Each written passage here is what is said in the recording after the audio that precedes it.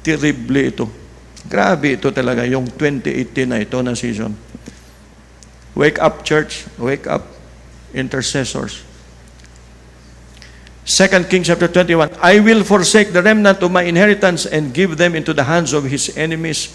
They have done evil in my eyes. They have shed so much innocent blood, etc., etc. So, the Lord will not be merciful anymore.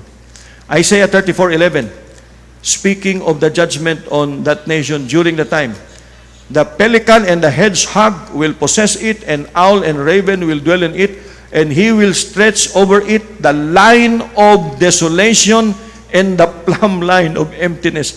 Kahit yung linya may pangalan. Oh, grabe ito. So, yung measuring line, yung angel na naka-assign. Bossing, anong gusto mong tawagin sa measuring line ito? Bigyan mo yan pangalan na line of plague. O, itong line. O, bigyan mo pangalan ng line of earthquake. O, how about ito? O, line of desolation. Terribly. How about ito yung plumb line na ito? Anong pangalan? O, bigyan mo yan ng plumb line of emptiness. Wala silang makukuha. Zero. That is why the Lord in Kalaon House of Prayer was very strong. I want you to teach my people about lines and marks so that they walk carefully in their ways in this time and season. Lamentations chapter 2 verse 8. The Lord determined to destroy the wall of the daughter of Zion. He has stretched out a line. He has not restrained his hand from destroying. And he has caused rampart and wall to lament. And they have languished together. So, that is it. Measuring lines can be used on people too. There is a case in the scripture, 2 Samuel chapter 8, na yung buhayin at yung patayin was measured with a line. The concept of a line to measure people. We are applying this spiritually, prophetically. 2 Samuel chapter 8. This was during the time of David. David smote the Philistines. He subdued them, and he also smote Moab, and he measured the people with a line and caused them to go down to the ground, and even with 2 lines measured, he put to death, and with 1 line, 1 full line, he kept alive. So, yung line pa rin yung ginagamit. Whether one person lives or whether one person dies, it's the measuring line. Okay, ito na ngayon ang tanong. What is the measuring line that he will use? What is the plumb line? I want you to just assess this. If you read the NIV, this is how it reads. And I shall make justice the measuring line. That's the modern translation. Another translation puts it this way. I will make my right rulings the measuring line. Pagkarinig mo ng right rulings, Torah yun. Yung iba, hindi nila type yung Torah. O, okay lang. O, maghanap kayo ng ibang measurement. So, ask the Spirit of the Lord, Lord, kasi ito yung delikado. Who decides what is just? Who decides what is right? Tama naman ito sa akin. O, si Lord ang mag-decide. Ito yung tama, ito yung mali. Saan mo yan hanapin? Sa Scriptures. And righteousness is the plumb line. And the hail shall sweep away the refuge of lying, and the waters the hiding place. Now, Ezekiel also saw a marking. Grabe itong kay Ezekiel. Then we will go into the positive ending of this, because there's a way of getting into the glory side. Simultaneous yung flow ng prophetic season. There's a strong prophetic flow of judgment. There's also a strong prophetic flow of glory. Dito tayo sa line of glory and sa marking ng glory.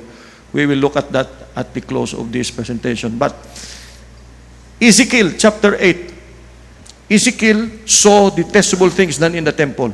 In chapter 9, itong nakita niya. Very interesting.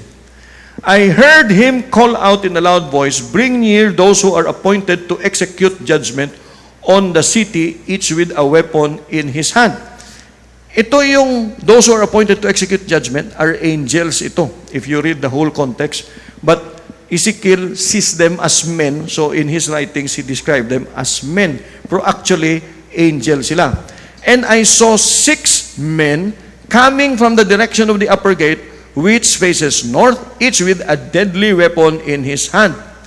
With them was a man clothed in linen who had a writing kit at his side. They came and stood beside the bronze altar. Imagine the scenario. If this is the bronze altar, and the Lord is here standing in the bronze altar, 7 men in all, actually 7 angels, appeared before the Lord. 6 had clubs and swords and battle axe and spears and machine gun and M16 and whatever, so weapons. But there was a man who had no weapon. He had a writing kit, ball pen, and a bond paper. I want you to look at what happens next, because this is bronze altar. Bronze symbolizes judgment. Itong nangyari. The glory of the God of Israel went up from above the cherubim where it had been, and moved to the threshold of the temple. And the Lord called to the man clothed in linen, who had the writing kit at his side, and said to him, Go throughout the city of Jerusalem and put a mark on the foreheads of those who grieve and lament over all the detestable things that are done in it. So 7 angels were standing. He does not speak to the 6. Kinausap niya muna yung secretary angel. Mr. Secretary Angel, do not be disturbed by the battle axe that you see of your companions. I have an instruction for you. Go throughout the city. Hanapin mo lahat ng mga umiiyak sa nangyayari sa same-sex marriage, sa mga sogi bill, sa mga BBL, sa mga patay dito, patay doon, patay dito, patay doon, kahit na nagsusurrender, pinapatay. Hanapin mo lahat ng mga umiiyak at nagdadasal para sa bansa. At lagyan mo sila ng marka sa foreheads. Okay, why? What will happen after that? Ay. This is what will happen. As I listened, he said to the 6 others, the MMA fighters and the Marines and the Special Forces angels, follow him through the city and kill without showing pity or compassion, slaughter the old men, the young men, and the young women, the mothers, but do not touch anyone who has the mark. Ito yung sinasabi ni Lord sa kanang sa prayer, pakisabi sa mga nihopers. Kung i-release ko ang angel ngayon sa Bacolod at sa Negros, sino kaya ang pwede markahan ng secretary angel? Before I authorized the angels of judgment all over the world to do their thing. Because those who have the mark of the Lord on their foreheads will not be touched when the go signal is given. And this is the same thing that John saw in Revelation chapter 9. In Revelation chapter 9, the 5th angel sounded his trumpet, and the abyss was opened, and out of the smoke the locusts came, and the earth scorpions, but they could not touch those who have the seal of God on their foreheads. Only those people who did not have the seal of God on their foreheads were allowed to be touched by the scorpions of the last days. Okay, I am coming to the more than half of this and to the end of this presentation. But right now, I think you have already seen so clearly na ang lining at marking, mauuna talaga yan. Kahit saan mo hanapin yan sa scriptures. Protocol yan ng langit. Hindi gumagalaw ang army ni Lord na hindi markado at linyado yung lupa. Sabi ni Lord, sabihin sa Nihop, ito na ngayon ang marking. Minimeasure ko na kayong lahat, ang bansa ninyo, yung churches ninyo. I'm measuring now. Of course, there's the marking of the beast, the 666. And those who will have the mark of the beast of course, you know what will happen to them. They will have no rest day and night because the beast is also making his own mark. But I'm not interested in the mark of the beast right now. Maybe another topic, okay? But here is, we are now turning to the positive side. Hallelujah. There are measuring lines for restoration. Because in these last days, we want to be on the glory side. Glory side. Jeremiah 31, 38 to 40. Behold, the days are coming, declares the Lord, when the city will be rebuilt for the Lord from the tower of Hananel to the corner gate. The measuring line will go out farther, straight ahead to the hill Gareb, then it will turn to Goa, and the whole valley of the dead bodies and of the ashes and all the fields as far as the brook of Kidron Valley, to the corner of the horse gate toward the east, shall be holy to the Lord. It will not be plucked up or overthrown anymore forever. Oh, ito, positive ito. Tinitingnan ni Lord, speaking to Jeremiah, yeah, I'm watching the city. I feel sad for the city. Paki-measure nga ng city. O bakit, Lord? Kasi may plano ako na i-reconstruct ko yan eh. I-rebuild ko yun. From where to where? Oh, you go straight from the hill Gareb to, and then you turn to Goa, and yung pinaka pangit na part ng city na linibing nila lahat ng mga patay. Sige, tinitingnan ko yan. Gusto ko i-restore yan. I want it to be holy unto me. Okay, when was the first restoration fulfilled? This was fulfilled when Yeshua was crucified, because Goa was Golgotha. It is known by its old Hebrew name, the heap of Gotha, and the Kidron Valley, the valley of dead bodies and of the ashes, namely, has a partial restoration took place when Christ was crucified on Golgotha, but a full restoration will take place when Christ returns, kasi na-measure na siya. So there's also a concept of measuring. I was reading this in my house already, coming from the Spirit that spoke to me there in Canlaon. And I was already in my house at very early in the morning, and I was praying, Lord, there are parts of our family life, Lord, can you please draw a measuring line for restoration? Na umandar yung utak ko sa mga buhay ni ganyan, ni ganito. Lord, maawa ka naman gano. I-measure mo naman yun ang buhay niya. Pwede, Lord, i-restore mo naman, Lord. Can you assign us a good measuring line? And can you call the measuring line restoration, rebuilding?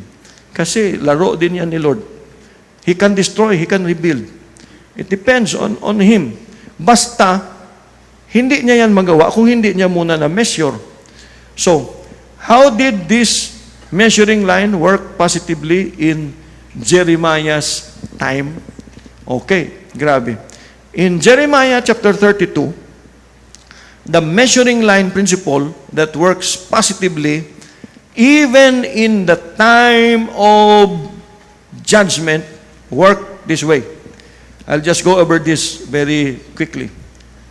Jeremiah 32, the army of the king of Babylon was already besieging Jerusalem. Wala nang tsansa ang Jerusalem na makasurvive. Militarily inferior to the marauding forces of Babylon. So, kahit si Lord nagsasabi na, I'm about to give the city into the hands of the king of Babylon and he will capture it. Hindi na kayo talaga makasurvive. And Zedekiah, king of Judah, will not escape. So, talo na talaga kayo. Okay. Even if you fight bravely against the Babylonians, you will not succeed. Ako na nagsasabi sa inyo, wala kayong ka-chance dyan. Not even 50%, 0%. You will surely be defeated. But here is the strange instruction of the Lord. A measuring line working the opposite. Sabi ni Lord, I want you to buy a field. Ha? Crisis na ito. Yung economy is going down. The Japanese are coming. They have already bumper harbor. And you want me to buy a field? Yes, buy a field. Buy a field. I'll measure the field later on, but I want you to buy a field. And so, the Lord tells Jeremiah, okay, somebody will come to you, your cousin Hanamel, he will ask you to buy his field at Anathoth in the territory of Benjamin. It is your right to redeem it and possess it, so buy it for yourself. So I knew that this was the word of the Lord, so I bought the field at Anathoth. And he paid 17 pieces of silver for this transaction, 17 shekels of silver. And in their presence, I gave Baruch, the secretary, this instruction: take these documents, both the sealed and unsealed copies of the deed of purchase, and put them in a clay jar so that they will last a long time. Why? Why? For this is what the Lord Almighty, the God of Israel, says: houses and fields and vineyards will again be bought in this land. Sabi ni Lord, okay, I want you to do a prophetic act. I want you to buy a field against all logic. Then yung deed of sale, ilagay mo sa clay jar para hindi kainin ng anay and everything Jew. Because someday, I will perform a miracle. I will restore the desolation of Jerusalem with fields and vineyards. Okay. So, ibang measuring line ito. So, that is what Jeremiah did. He bought the field. And so, the city was given over to the Babylonians, but he still bought the field. And the word of the Lord came to Jeremiah: I am the Lord, the God of all mankind. Is anything too hard for me? Therefore, this is what the Lord says: I am about to give the city into the hands of Babylons. They will attack it, they will set it on fire. But do not worry, although the people have done nothing good, but since you obeyed my word, I will surely gather them from all the lands where I banished them in my furious anger and great wrath. I will bring them back to this place and let them live in safety. They will be my people and they will be the God. Okay.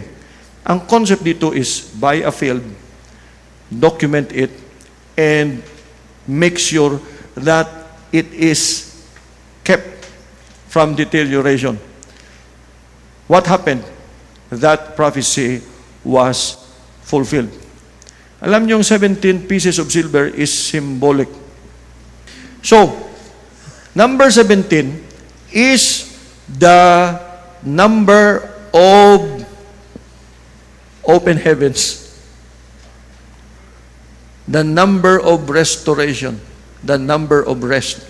Because Noah's ark, after cataclysmic judgment, rested on the 7th month and the 17th day of the month. And Jeremiah means God will arise, and Hanamel means God is gracious. That's the one from whom he bought the field. And he was the son of Shalom, which means to go in, enter, come into your blessing. And the field is in the field called Anathoth, which means answers to prayer.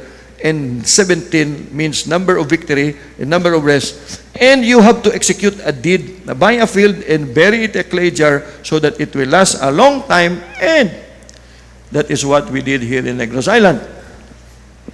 I was meditating on this. The Lord said, do you not know that the reason why I am giving favor to your island is because you honored me with your faith? You bought for me a field. Of course, we were not the ones who bought the field. It was Philip Nang who bought the rights to this 1 hectare area for 90,000 pesos.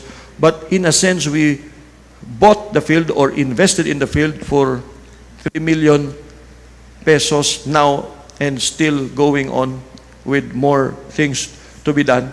And you know what we did? The declaration, the prayer that we made, the spiritual deed of sale, the declared prayer